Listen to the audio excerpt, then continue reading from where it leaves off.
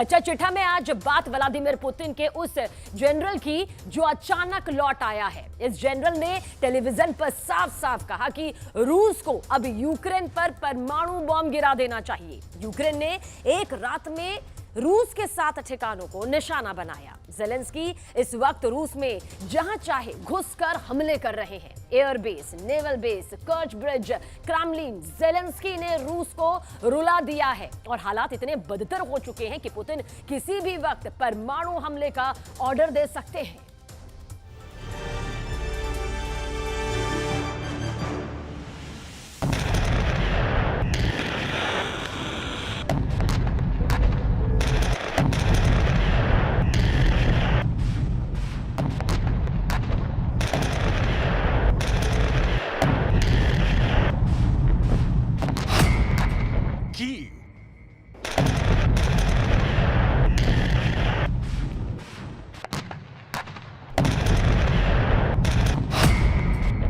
Zaporizhia,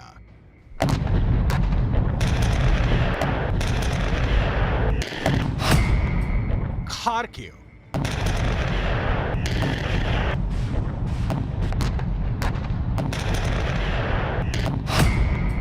Kherson,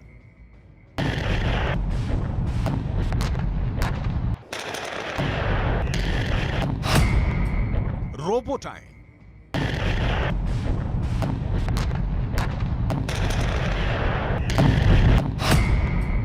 Donetsk,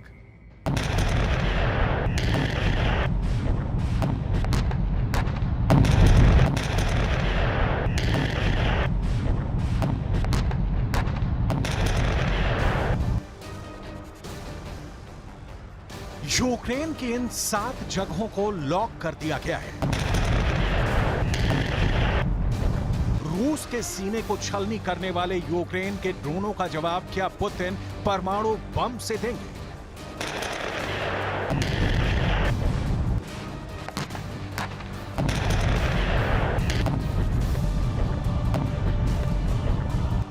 Ukraine पर गिरेगा परमाणु बम।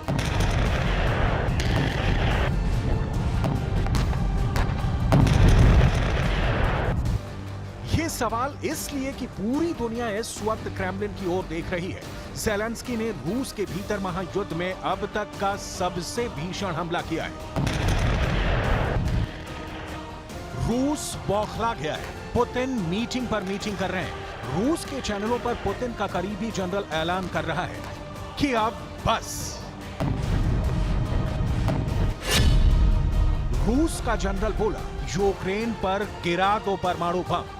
पुतिन की क्या प्रतिक्रिया आई? परमाणु बम से होगा महायुद्ध का अंत।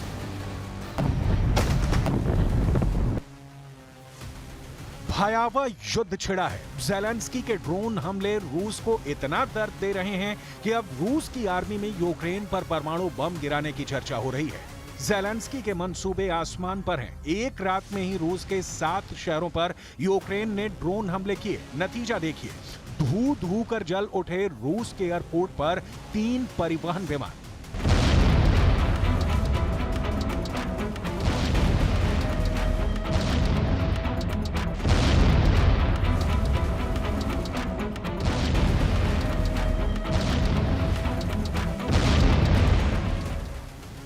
रूस के 3 विमान नष्ट। रूस की मीडिया ने रूस के आपातकालीन स्थिति मंत्रालय का हवाला देते हुए खबर दी थी कि पस्को हवाई अड्डे पर ड्रोन हमले के दौरान IL-76 परिवहन विमान क्षतिग्रस्त हो गया था। हवाई अड्डे की वेबसाइट के मुताबिक ड्रोन हमले के समय रूस की 334वीं सैन्य परिवहन विमानन रेजिमेंट हवाई अड्डे पर तैनात थी। क्राइमिया टू क्रेमलिन, ज़ेलेंस्की जहां चाहे रूस को उसे घर में घुसकर मार रहे हैं। अमेरिका की रूस पर हमले को सपोर्ट नहीं करने वाली बातों के बीच रूस की विदेश मंत्रालय की प्रवक्ता मारिया ज़खारोवा ने क्या कहा, सुनिए। यूक्रेन पश्चिम से प्राप्त उपग्रह डेटा के बिना रूसी क्षेत्र के अंदर लक्ष्य को हिट करने में सक्षम नहीं होता।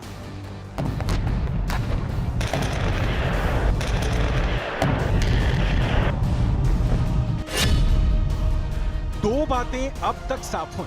पहली, पुतिन के पास ज़ेलेंस्की का आखिरी उपाय परमाणु बम का सामना ही रह गया है। दूसरी, नाटो बिना परमाणु हमले के सिर्फ धमकियों से नहीं डरने वाला।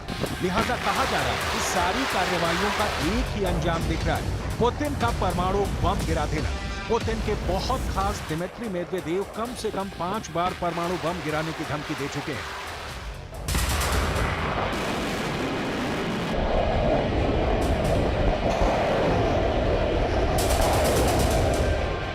खुद पुतिन परमाणु हमले की धमकी अमेरिका तक को दे चुके हैं। ऐसे में 3 सवाल बहुत ही साधारण तौर पर पूछे जा रहे हैं। क्या जिसका डर था वो दिन आखिर आ ही गया? क्या महायुद्ध का सबसे बड़ा फैसला हो गया है? ज़ेलेंस्की के ड्रोनों से रूस की बर्बादी का कारण बनेगा परमाणु युद्ध?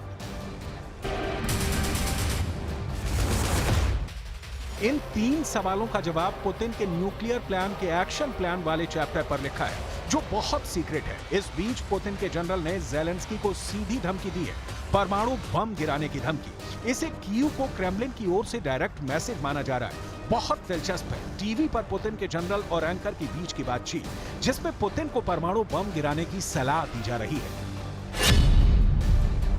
परमाणु बम गिरा देना चाहिए, इसके लिए रोबोटाइन गांव ठीक रहेगा। ये टैक्टिकल न्यूक्लियर वेपन गिराने के लिए ठीक है, एकदम ठीक, बिल्कुल ठीक। इससे हमारी सेना की जान बचेगी। यह बातचीत रूस के भीतर चल रहे यूक्रेन के प्रति सरकार की सोच को बता रही है। जिस तरह ज़ेलेंस्की धुआंधार हमले कर रहे हैं, रूस का एयर डिफेंस सिस्टम नाकाम हो रहा है, और अब जिस तरह से एयरपोर्ट को ज़ेलेंस्की के ड्रोन जला दे रहे हैं, पुतिन के पास विकल्प सीमित होते जा रहे हैं। पुतिन हाइपरसोनिक मिसाइल चला चुके हैं। पुतिन एक रात में 100 हमले तक करके देख चुके हैं। कीव का घेरा डालकर भी देख चुके हैं और परमाणु बम गिरा देने की धमकी भी दे चुके हैं। लिहाजा अब एक्शन ही बाकी है। सवाल वही कि क्या पुतिन अब गिरा देंगे यूक्रेन पर परमाणु बम? परमाणु बम गिराने का इतिहास रहा है कि जब जापान ने अमेरिका के पर्ल हार्बर पर हमला कर दिया, तो बदले में अमेरिका ने जापान पर 2 परमाणु बम गिरा दिए, जिससे तबाह जमीन, जंगल और इंसान तो अब तक हो रहा है। मतलब जापान ने उकसाया। आज की तारीख में ठीक यही काम ज़ेलेंस्की कर रहे हैं।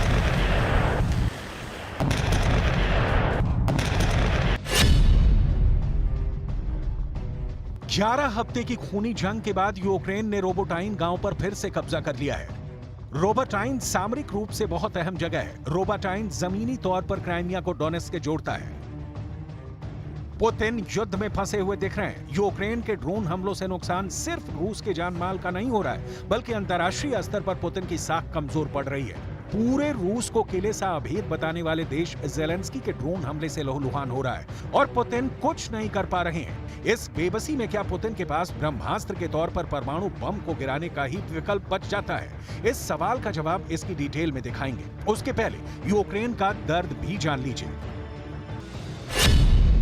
यूक्रेन की आर्मी के मुताबिक उसके 6 लोग मारे गए हैं। बखमूत में 2 हेलीकॉप्टर क्रैश हो गए।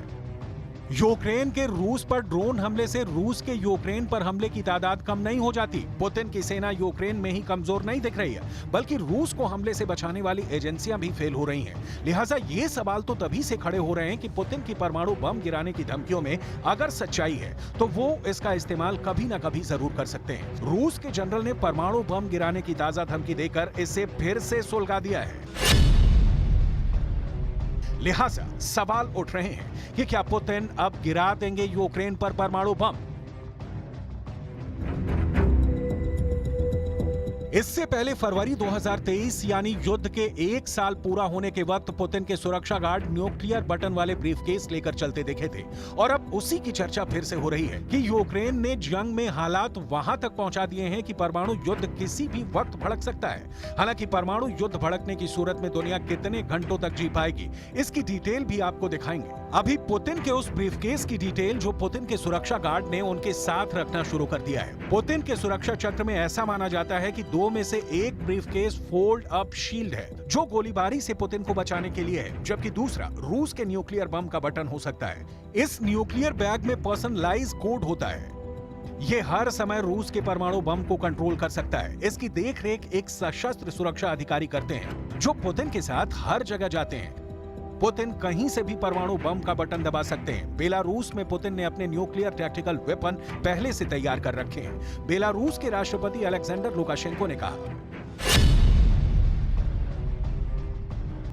बेलारूस को रूस से न्यूक्लियर मिसाइलें और बम मिले हैं। ये बम 1945 में जापानी शहरों हिरोशिमा और नागासाकी पर गिराए गए बमों से कई गुना ज्यादा खतरनाक है। पुतिन ने यूक्रेन में आक्रमण के लिए बेलारूस को ही लॉन्च पैड के तौर पर इस्तेमाल किया था। लिहाजा कहा जा रहा है कि अगर यूक्रेन पर पुतिन परमाणु बम गिराते हैं तो वो बेलारूस से ही लॉन्च होगा। इसकी प्लानिंग के सबूत पुतिन की बेलारूस पॉलिसी में दिखती है। पुतिन ने न्यूक्लियर टैक्टिकल वेपन बेलारूस भेजने से पहले वहां रूस के S-400 एयर डिफेंस सिस्टम को तैनात किया। उसके बाद इस्कंदर मिसाइल सिस्टम को इंस्टॉल किया।